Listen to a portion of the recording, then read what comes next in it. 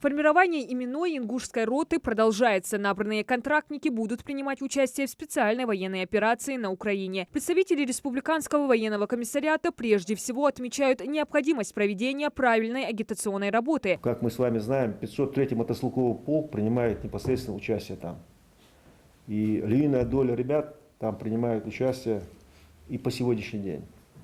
Начиная с первых дней, с 24 февраля, но чтобы они возвратились домой, в отпуск, в дальнейшее, побыть дома, им не предоставляется эта возможность, так как нету ребят, которые их заменили. Поэтому наша с вами задача довести до граждан, до населения, что вот эта работа, она, будем так говорить, необходима для того, чтобы их заменить. Тут, опять же, я хочу сказать, что тут ни у кого принудительного, никого ничего. Это добровольно. Хочешь, мы просто с вами носители информации. Мы должны эту информацию просто довести.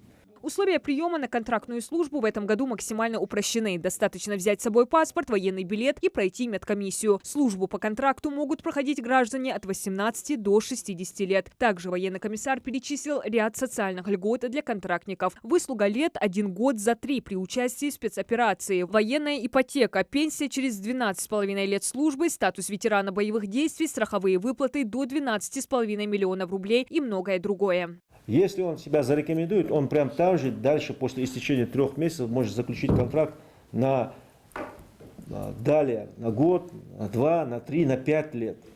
Это уже на усмотрение его самого. Если он оттуда убывает на военную специальную операцию, то значит, здесь он получает от 28 тысяч, от 28. Если убывает на военную специальную операцию, то заработная плата, денежное довольствие у него доходит до 300 тысяч. Также каждый контрактник, записавшийся в ингушскую роту, сразу же получит от властей региона по 100 тысяч рублей. Первый набор в роту составил 46 человек. Они сейчас отстаивают интересы страны в зоне специальной операции на Украине. Вторая группа должна составить 96 человек.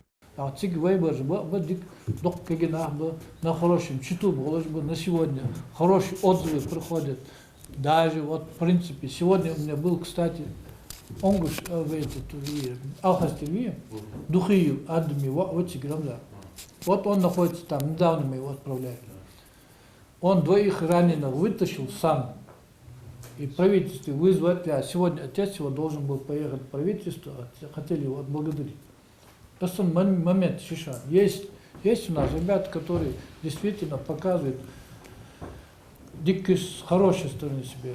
Ну а насчет того, что краткосрочные 3 месяца, которые контракт заключает контрактник, это очень хорошо. Почему? Потому что он себя как испытательный срок колос. Понравится, пожалуйста, дальше заключает он контракт, если желает.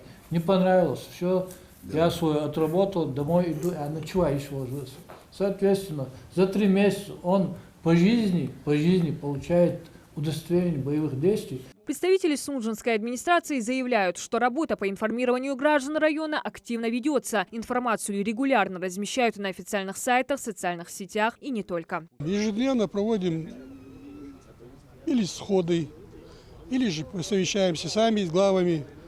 Значит, приглашаем на совещание имамов сел, тамады, туркаш. То есть люди, которые пользуются авторитетом в том или другом селе. Значит, с участием проводим, разъясняем ситуацию.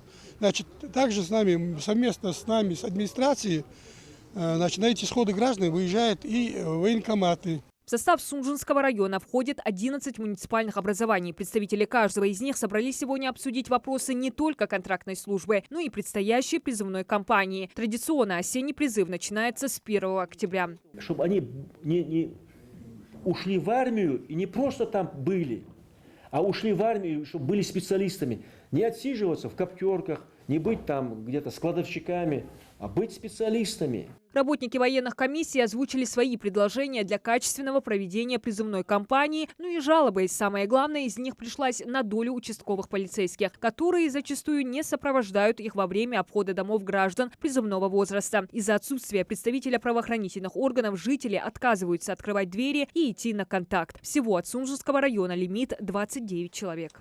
Также военный комиссар республики сообщил, что особое внимание будет уделяться нарушению закона по призыву. Личные дела всех уклонистов от службы будут передавать в Следственный комитет. В период весенней призывной кампании 2022 года всего было передано 50 дел. Возбуждено 6 уголовных дел. В завершение встречи представители военкомата предоставили информационные буклеты для муниципалитетов с контактами республиканского районных комиссариатов. Граждане могут получить ответы на вопросы по горячей линии. Диана Дударова, Асхаб Белакиев, Новости 24.